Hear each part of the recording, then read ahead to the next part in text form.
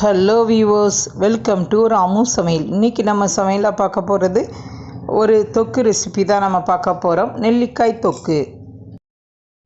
இங்கே பாருங்கள் ஃப்ரெண்ட்ஸ், இன்றைக்கி நம்ம வீடியோவில் பார்க்க போகிறது நெல்லிக்காய் தொக்கு தான். இங்கே பாருங்கள், அதுக்கு நெல்லிக்காய் எனக்கு ஒரு 1/4 கிலோ அளவு கிடச்சிது. இதை நல்லா க்ளீன் பண்ணிவிட்டு நல்லா ஃபேன் காற்றுல உணர வச்சு எடுத்திருக்கேன். இதில் கொஞ்சம் கூட தண்ணி இருக்கக்கூடாது. அது ரொம்ப ஒரு முக்கியமானது. அப்படின்னா தான் கெட்டு போகாமல் ரொம்ப நாளுக்கு நம்ம ஸ்டோர் பண்ணி வைக்க முடியும். அதுக்கப்புறம் நான் கொஞ்சமாக இஞ்சி எடுத்திருக்கேன். இதையும் நல்லா தோலெல்லாம் சீவிட்டு நல்லா க்ளீன் பண்ணிவிட்டு கொஞ்சம் நேரம் ஃபேன் காற்றுல உணர வச்சு எடுத்துகிட்டு வந்திருக்கேன். இப்போ ஒரு 5 பூண்டு பற்கள் எடுத்திருக்கேன். இந்த நெல்லிக்காய் கூட இதெல்லாம் சேர்த்து செய்யும்போது இன்னும் கொஞ்சம் ஃப்ளேவர் நல்லாயிருக்கும், ஒரு ஹெல்த்தியானதாகவும் இருக்கும். அதனால தான் இப்போ இது நான் ஆட் பண்ணியிருக்கேன். நீங்கள் நெல்லிக்காய் மட்டும் வச்சு கூட செஞ்சுக்கிடலாம், அது உங்களோட விருப்பம்தான். பாருங்கள் ஃப்ரெண்ட்ஸ், நான் நல்லா ஒரு பெரிய நெல்லிக்காய் சைஸ் அளவுக்கு புளி எடுத்திருக்கேன். இதில் உள்ள இந்த ஓடு நார் எல்லாத்தையும் நல்லா ரிமூவ் பண்ணிவிட்டு எடுத்துக்கிடணும். இப்போ இதில் நல்லா தண்ணி ஊற்றி ஊற வச்சிடலாம். ஊற வச்சுட்டு நம்ம இதில் உள்ள அந்த தண்ணி கரைசலை மட்டும்தான் நம்ம எடுக்க போகிறோம். அதனால் இதை ஃபஸ்ட்டே ஊற வச்சுருங்க. இப்போ இதில் பார்த்திங்கன்னா 1 டீஸ்பூன் அளவுக்கு கடுகு எடுத்து வச்சுருக்கேன். 1 டீஸ்பூன் அளவுக்கு வெந்தயம் எடுத்து வச்சுருக்கேன். இந்த ரெண்டையுமே நம்ம ட்ரை ரோஸ்ட் பண்ணணும். ஃப்ரெண்ட்ஸ், இப்போ நான் ஸ்டவ் ஆன் பண்ணி ஒரு கடாயை நான் ஸ்டவ்வில் வச்சுருக்கேன். இப்போ இதில் எடுத்து வச்சுருக்கேன். அந்த கடுகு ஆட் பண்ணிடலாம். இப்போ கடுகு ஆட் பண்ண உடனே இதை தொடர்ந்து மிக்ஸ் பண்ணி விடுங்க. இதை கொஞ்சம் சடன்னு பொரிய ஆரம்பிக்கணும். இப்போ இந்த ஸ்டேஜில் நான் 1 டீஸ்பூன் அளவுக்கு வெந்தயம் எடுத்து வச்சுருக்கேன். இதையும் இதில் ஆட் பண்ணிடலாம். ஆட் பண்ணிவிட்டு இப்போ வெந்தயம் கொஞ்சம் சீக்கிரமாகவே கலர் சேஞ்ச் ஆகிரும். கடுகும் ஒன்று போல் சேர்ந்து நமக்கு பொரிஞ்சு வந்துடும். இப்போ இதை தொடர்ந்து லேசாக மிக்ஸ் பண்ணி விடுங்க. இப்போ வெந்தயம் நல்லா கலர் சேஞ்ச் ஆகிட்டு கடுகும் நல்லா பொரிய ஆரம்பிச்சிட்டு கொஞ்சம் கலர் சேஞ்ச் ஆகிருக்கு பாருங்கள். இந்த ஸ்டேஜ் இருந்தால் போதும். இப்போ நம்ம ஸ்டவ்வை ஆஃப் பண்ணியாச்சு. இப்போ இதை நல்லா ஆற விட்டுட்டு மிக்ஸி ஜாரில் கொஞ்சம் கூட தண்ணி இல்லாமல் பார்த்துக்கோங்க. அந்த ட்ரையாக இருக்கக்கூடிய மிக்ஸி ஜாரில் இதை பவுடர் பண்ணி எடுத்துகிட்டு வந்துடலாம். இப்போ நான் ஸ்டவ் ஆன் பண்ணி ஒரு இட்லி கொப்பரையை நான் அடுப்பில் வச்சுருக்கேன். இப்போ இதில் இட்லி தட்டு ஆட் பண்ணி போட்டு வச்சுருக்கேன். இப்போ இதில் இந்த நெல்லிக்காவை நம்ம அப்படியே வச்சிடலாம். நெல்லிக்காய் வச்சுட்டு அதே மாதிரி இன்னொரு இடத்துல நம்ம கொஞ்சம் இஞ்சி அந்த பூண்டு ரெண்டையுமே வச்சிடலாம். இந்த மாதிரி இது எல்லாமே ஆவியில் வேக வச்சு செய்யும்போது இன்னும் கொஞ்சம் ரொம்ப கெட்டு போகாமல் நமக்கு இருக்கும். ஏன்னா நம்ம இது தண்ணி விட்டு வேக வைக்காமல் நம்ம ஆவியில் செய்யும்போது அது இன்னும் கொஞ்சம் ரொம்ப நாளுக்கு கெட்டு போகாமல் இருக்கும். இங்கே பாருங்கள், இந்த மாதிரி எல்லாத்தையுமே ஆட் பண்ணிடலாம்.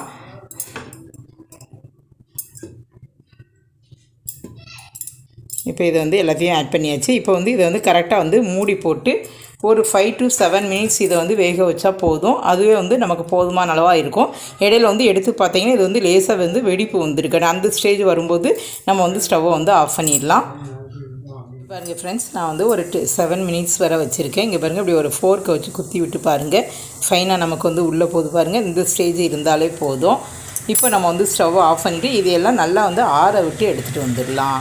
இதை நான் நல்லா ஆற வச்சு எடுத்துகிட்டு வந்துட்டேன்.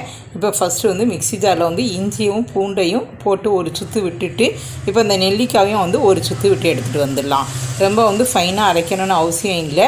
அங்கங்கே சின்ன பீஸ் இருந்தால் நல்லா தான் இருக்கும் சாப்பிட்றதுக்கு. அந்த மாதிரி நம்ம மிக்ஸி ஜாரில் போட்டு அரைச்சி எடுத்துகிட்டு வந்துடலாம். இங்கே பாருங்கள் ஃப்ரெண்ட்ஸ், நான் ஸ்டவ் ஆன் பண்ணி ஒரு கடாயை நான் ஸ்டவ்வில் வச்சுருக்கேன். இப்போ இதுக்கு 100 ml நல்லெண்ணெய் எடுத்திருக்கேன். இப்போ இதை இதில் ஆட் பண்ணிடலாம். இப்போ கொஞ்சமாக ஆட் பண்ணிக்கலாம். இங்கே பாருங்கள், எண்ணெய் நல்லா சூடாகட்டும். இப்போ இந்த ஸ்டேஜில் நம்ம கடுகு எடுத்து வச்சுருக்கேன். இதை இதில் ஆட் பண்ணிடலாம். பாருங்கள், இப்போ கடுகு நல்லா பொரிஞ்சிட்டு இப்போ இந்த ஸ்டேஜில் நல்லா ட்ரையாக இருக்கக்கூடிய கருவேப்பிலை ஆட் பண்ணிக்கோங்க. இங்கே பாருங்கள், இதுவும் நல்லா பொரிஞ்சிட்டு இப்போ இந்த ஸ்டேஜில் நம்ம ஸ்டவ்வை ஆஃப் பண்ணிவிட்டு நம்ம மசால் பொடி எல்லாமே ஆட் பண்ணிக்கலாம். இப்போ நான் ஸ்டவ்வை ஆஃப் பண்ணிட்டேன். ஆஃப் பண்ணிவிட்டு இதில் ஒரு 1/2 டீஸ்பூன் பெருங்காயத்தில் எடுத்து வச்சுருக்கேன். இதையும் இதில் ஆட் பண்ணிடலாம். இப்போ நான் 2 டேபிள் ஸ்பூன் அளவுக்கு தனி மிளகாய்த்தூள் எடுத்து வச்சுருக்கேன். இதையும் இதில் ஆட் பண்ணிடலாம். இப்போ இது எல்லாத்தையும் கலந்து விட்டுருவோம். நம்ம ஆஃப் பண்ணிவிட்டு நம்ம போட்டால் தான் இது கரிஞ்சு போகாமல் இருக்கும்.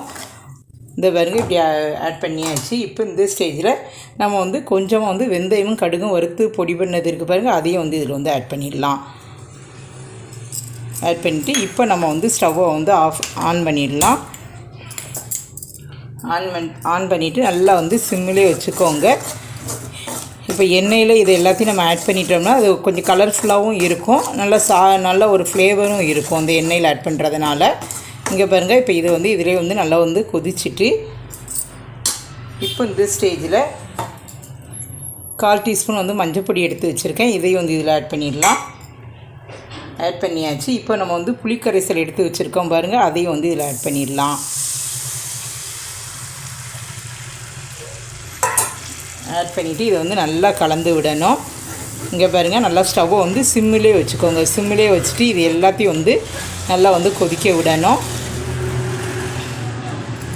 இப்போ இந்த ஸ்டேஜில் இதுக்கு தேவையான அளவு உப்பு வந்து ஆட் பண்ணிடலாம். நான் வந்து கல்லுப்பு தான் எடுத்து வச்சுருக்கேன். இதில் வந்து மெயின் வந்து கல்லுப்பு தான் ஆட் பண்ணணும். கல்லுப்பு வந்து இதில் வந்து ஆட் பண்ணிடலாம். இதுக்கு வந்து கொஞ்சம் வந்து உப்பு வந்து அதிகமாக இருக்கிற மாதிரி பார்த்துக்கோங்க. ஏன்னா நெல்லிக்காயில் உள்ள கசப்புத்தன்மை வந்து ரொம்ப தெரியாமல் இருக்கிறதுக்கு இதுக்கு வந்து கொஞ்சம் உப்பு வந்து அதிகமாக ஆட் பண்ணிக்கோங்க. இங்கே பாருங்கள், நல்லா கலர்ஃபுல்லாக இருக்குது பாருங்கள்.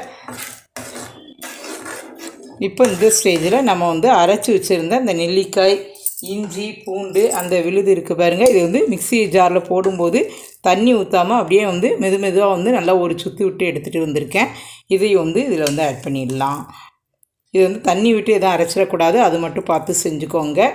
நம்ம யூஸ் பண்ணுற பாத்திரங்கள், கரண்டி எதுலேயுமே வந்து தண்ணி இருக்கக்கூடாது, அதுதான் வந்து மெயின்னு.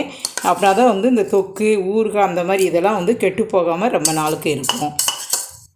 இங்கே பாருங்கள், இப்போ இதை வந்து இதில் ஆட் பண்ணியாச்சு.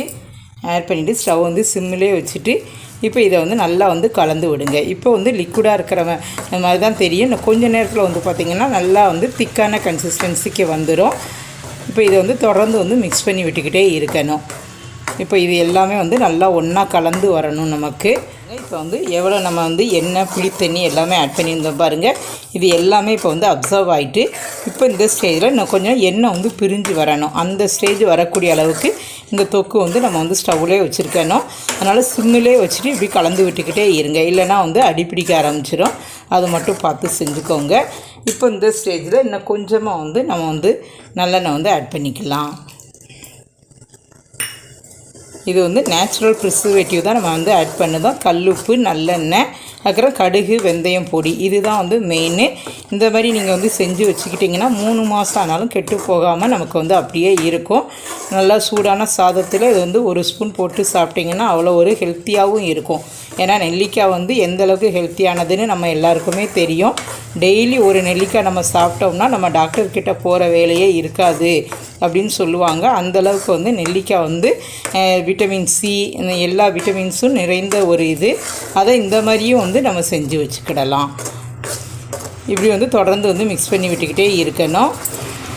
நல்லா வந்து எண்ணெய் வந்து பிரிஞ்சு வர ஆரம்பிச்சிட்டு நம்ம வந்து ரொம்ப வந்து ஆயில் வந்து ஆட் பண்ண வேண்டாம். ஏன்னா நம்ம வந்து சாப்பிட்றதுக்கு கொஞ்சம் கஷ்டமாக இருக்கும். ஓரளவுக்கு ஆயில் ஆட் பண்ணி இதை வந்து ஃப்ரிட்ஜில் வந்து நீங்கள் வந்து ஒரு சின்ன கண்டெய்னரில் போட்டு ஸ்டோர் பண்ணி வச்சுக்கோங்க. அன்னன்னைக்கு எடுக்கக்கூடியதை கொஞ்சமாக வந்து ஒரு சின்ன டப்பாவில் ஸ்டோர் பண்ணுங்கள். கொஞ்சம் ஒரு 1 வீக் கழித்து எடுக்கிற மாதிரி இருந்ததுன்னா அதை வந்து இன்னொரு கண்டெய்னரில் போட்டு ஸ்டோர் பண்ணி வச்சுக்கோங்க. எடுக்கக்கூடிய அந்த ஸ்பூன் கூட வந்து பார்த்திங்கன்னா தண்ணி எதுவும் படாமல் ஈரம் இல்லாத ஒரு ஸ்பூன் வச்சு அப்பப்போ கலந்து விட்டுட்டு நீங்கள் வந்து யூஸ் பண்ணுங்கள். அதுதான் வந்து கரெக்டாக இருக்கும்.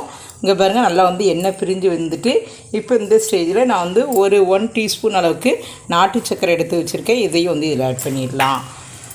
இது வந்து ஜஸ்ட் வந்து எல்லா டேஸ்ட்டும் வந்து பேலன்ஸ் ஆகிறதுக்காக தான் இது போட்டால் நான் கொஞ்சம் குழந்தைகள் வந்து விருப்பப்பட்டு சாப்பிடுவாங்க. நல்லா சூடான சாதத்தில் ஒரு 1/2 டீஸ்பூன் போட்டால் போதும். அந்தளவுக்கு வந்து டெய்லி நம்ம சாப்பிடும்போது அதனோட சத்துக்கள் வந்து நமக்கு வந்து ஃபைனாக நமக்கு கிடைக்கிறதுக்கு ஒரு வாய்ப்பு இருக்குது. இங்கே பாருங்கள், நல்லா வந்து எண்ணெய் பிரிஞ்சு நல்லா பாத்திரத்தில் ஒட்டாமல் வருது பாருங்கள். இந்த ஸ்டேஜ் இருந்தாலே போதும். இப்போ இது எல்லாத்தையும் நல்லா கலந்து விட்டாச்சு. இப்போ நம்ம வந்து ஸ்டவ்வை ஆஃப் பண்ணிடலாம்.